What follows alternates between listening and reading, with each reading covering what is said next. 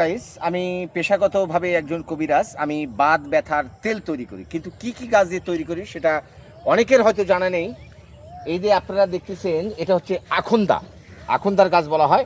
আখুন্দার গাছের যে এই যে ফল দেখতেছেন, এটা হচ্ছে আখুন্দা গাছের ফল।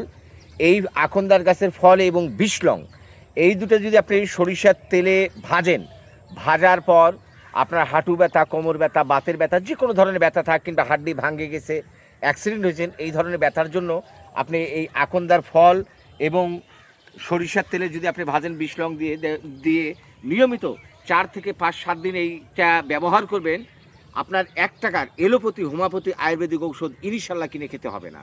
এটা 100% গ্যারান্টি। আপনারা বাসাতেই ভালো করে কাজটা দেখে নেন, আপনারা বাসাতেই ট্রায়াল করবেন। ট্রায়াল করে আপনারা বাসাতে তৈরি করতে পারবেন। এই ফলগুলো শুধু নেবেন জোগাড় করে, আকন্দার গাছের এই ফল, এবং বাজারে কিনতে পাওয়া যায় বিষলং। এই দুইটা ফল আর সরিষার তেল, যে কোনো ব্যথার জন্য আপনারা সরিষার তেলে ভাজে ব্যবহার করবেন।